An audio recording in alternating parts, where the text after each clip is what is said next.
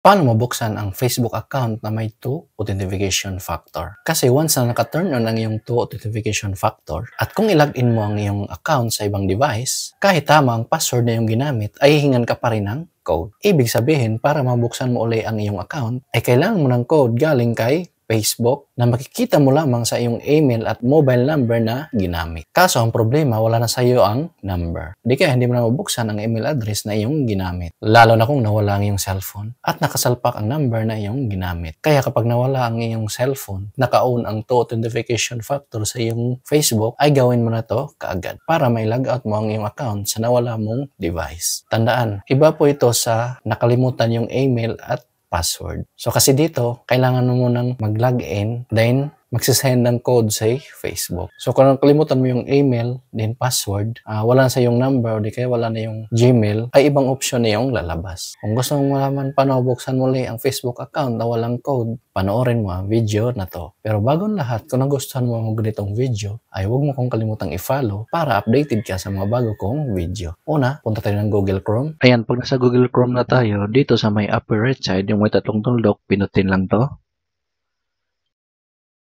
Then, i-check itong desktop site.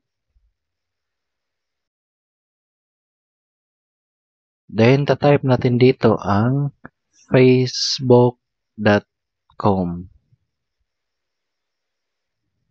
Then, lagay niyo yung email at password. Then, pagkatapos, pinutin lang tong login. Ayan, pagkatapos niyong ma-login, ito yung lalabas. So, since hindi niyo ma-access yung Gmail or di kaya number nyo, pinutin lang tong did not receive code. Ayan, then piliin mo lang tong other options. Then, pinutin tong arrow. Then, pinutin tong go to upload ID. Then, pinutin lang tong next. So, dito may lagay ang active Gmail mo o may access ka pa dito. Kasi doon isa-send ang code. Pagkatapos ma-enter, pinutin lang tong send.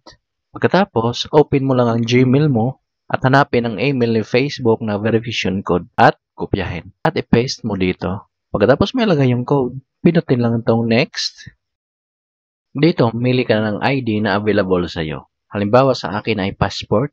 Pinutin lang itong circle na katabi ng passport. Pagkatapos ay pinutin lang itong next. Nakalagay dito ay take a photo of your ID. Pagkatapos, pinutin lang itong next. Please allow camera access. Pinutin lang itong next. Ayan, lalabas na yung camera.